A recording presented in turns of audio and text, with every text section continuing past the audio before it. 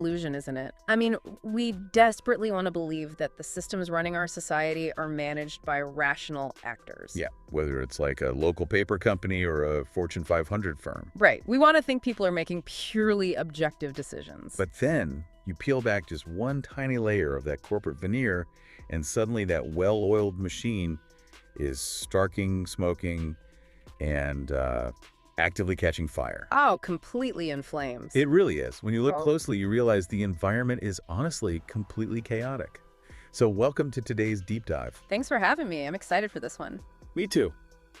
Our mission today is to explore a truly fascinating source text. It's titled The Dynamics of Corporate Chaos and Office Awkwardness. It's such a great document. It really is. What this text does is break down a brilliantly written scene from an office comedy, and it uses it as a sociological case study. Yeah, and it exposes this universal truth that applies to literally anyone who has ever worked in an office. Right, which is that no matter how professional people try to appear, underneath, they're often incredibly awkward, deeply selfish, and remarkably childish. It just completely dismantles the entire concept of the corporate persona. Completely. I mean, if you're listening right now, you might think your workplace runs on those spreadsheets and weekly syncs. But we are going to reveal how it actually runs on ego, insecurity, and barely concealed panic. Yeah, exactly. I want you to think of the concept of professionalism like a cheap suit. Oh, I love that analogy. Right. It looks okay from a distance, maybe under the dim fluorescent lighting of a conference room. But the moment you stretch, or reach for a coffee, or just move like a natural human being, The seams completely rip apart. the seams rip apart. And that's exactly what we're going to watch happen as we analyze these characters today. Because what makes this analysis so compelling is that it dissects the exact anatomy of that ripped seam, you know? Right. It doesn't just point out that the suit tore. Exactly. It investigates why the fabric was so incredibly flimsy to begin with. The text isn't looking at this as a simple slapstick comedy routine. No, not at all. It's treating it as a very harsh mirror reflecting the hidden psychological reality of the modern workplace. Okay, so let's unpack this. Because to see how quickly this cheap suit of professionalism falls apart, we have to start right at the top of the food chain. We have to look at the leadership. Yes, specifically a boss character named Michael. Right. And Michael represents a very specific archetype. He's the manager who desperately needs to be loved rather than respected. Oh, and he puts on quite the performance to get that love. He really does. The scene begins with Michael gathering his employees together in a conference room. And he is laying the empathy on incredibly thick. Very thick. He gets very emotional and asks the room, "Why are we here?" "Because I value your opinion." Which is just classic, right? He goes on this grand self-congratulatory monologue. Yeah, boasting about how he reads the employee suggestion box every single week. And how he is deeply in touch with their feelings, their needs, their struggles. He is constructing a narrative for the room. Yeah, completely fictional narrative. Exactly. He's painting a picture of himself as the ultimate benevolent leader. He wants to be seen as the captain who cares about every single sailor on the ship. But the reality check hits almost immediately. It's so fast. He makes this huge show of opening the suggestion box, the one he supposedly checks weekly, right? He reaches in, pulls out the very first slip of paper, and reads it. And it's a frantic warning from an employee about Y2K. Y2K. Now, for anyone listening who might not remember, Y2K was a massive computer bug panic from the late 1990s. Right, where people thought all the computers would reset to the year 1900 and society would just collapse. Which instantly tells everyone sitting in that room that this suggestion box has been gathering dust for over half a decade at least. Right. The physical evidence completely detonates the grand narrative he just spent 5 minutes constructing. It's a hilarious, just cringe-inducing moment. Yeah. But the mechanism of what happens next is what I really want to dig into. The excuse he makes. Yeah, because any normal person caught in a lie that obvious would just admit fault. Yeah. Right. You laugh it off, say, "Whoops, caught me. I guess it's been a while." But Michael doesn't do that. No, he makes a completely impossible excuse. Yeah. He looks his employees dead in the eye and claims the note simply got stuck in the middle of the box. Stuck in the middle of a tiny box. So I have to push back a little here and ask you about this. Sure. Is this just standard, everyday boss hypocrisy, or is there a deeper psychological mechanism at play? That's a great question. Because it feels like Michael isn't just lying to his employees to save face. Mhm. I feel like he's so wildly insecure that he's desperately trying to lie to himself. That is the crucial distinction here. I mean, if it were just standard cynical hypocrisy, he would brush it off or pivot to a new topic. Right, he just move on. Exactly. He would recognize he was caught. But the need to invent a physical impossibility, that a piece of paper somehow levitated in the middle of a small box for years. Defying all laws of gravity. Right. It demonstrates a massive level of cognitive dissonance. He literally cannot integrate the reality of his own negligence with the idealized version of himself that he relies on. For his entire self-worth. Exactly. So his brain just invents a new reality where he's still the good guy. His ego creates this reality distortion field. Wow. And in a corporate environment, that is incredibly dangerous. Oh, it's toxic.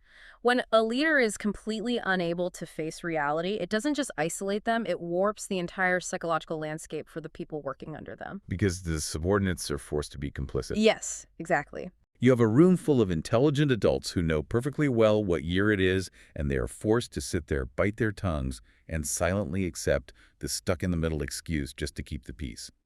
And that is the exact mechanism of how toxic environments take root. It starts with a small, absurd lie that everyone is forced to swallow. The boss demands that you validate their delusion. Right. And once the baseline of objective truth in an office is compromised to protect the manager's fragile ego, the door is wide open for absolute systemic dysfunction. Which brings us to the real collateral damage of this kind of leadership. Because a leader who lives in a fantasy world can't handle real, messy human problems. They just can't. The analysis moves on to the next suggestion Michael pulls from the box. And this one isn't a funny anachronism like Y2K. It's serious. It's very serious. It's an employee anonymously asking for support regarding depression.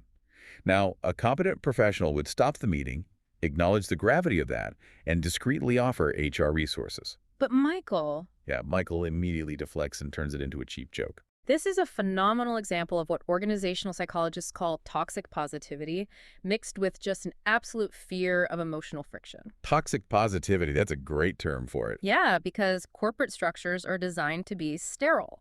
They want quantifiable metrics. They do not want to deal with unquantifiable human suffering. So it's easier to just laugh it off. Right.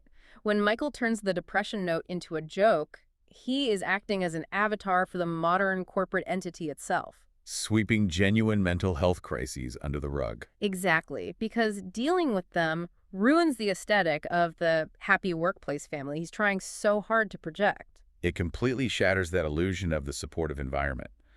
And the awkwardness just snowballs from there. It gets so much worse. We hit the absolute peak of discomfort with the next suggestion, which is a complaint about body odor. Oh, the ultimate unmentionable topic in an office setting. Literally the worst thing you can bring up. So Michael reads this complaint out loud to the room, and instantly the temperature drops. Everyone realizes what is happening. Yes.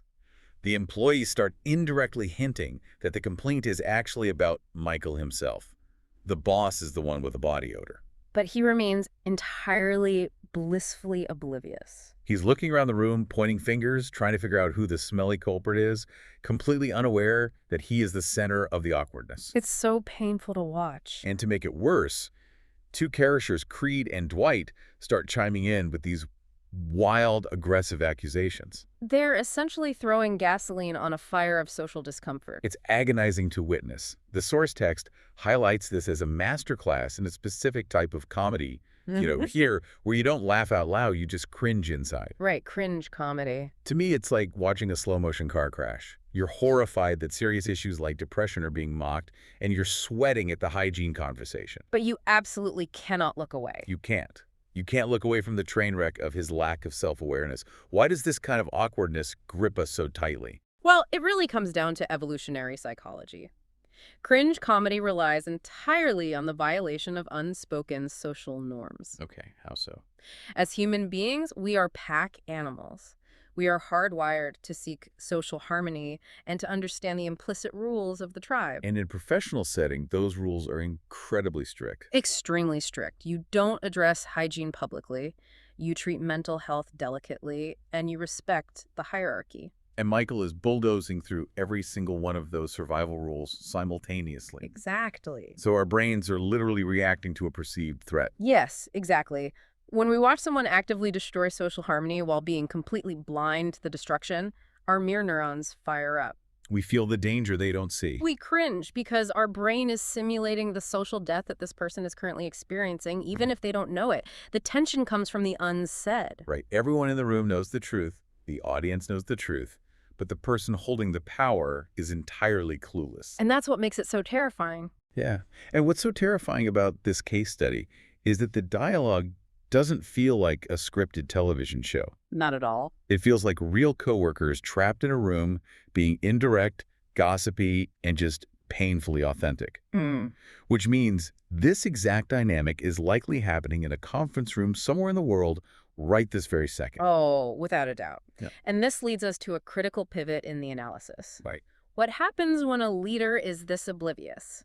What happens to the broader ecosystem of the office when the person who is supposed to maintain order is actually the primary source of the chaos? You get a massive vacuum. Exactly, a leadership vacuum. Yeah.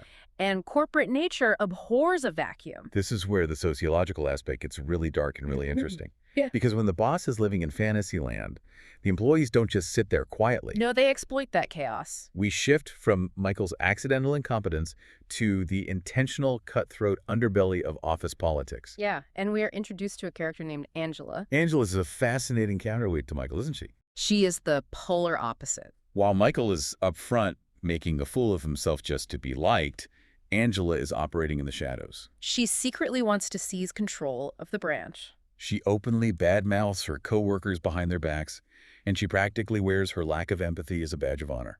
It's ruthless. It's like we go from a clown show directly into an episode of Game of Thrones, just played out over cubicles and water coolers. That's a great comparison. But I want to challenge this a bit. Isn't survival in a corporate environment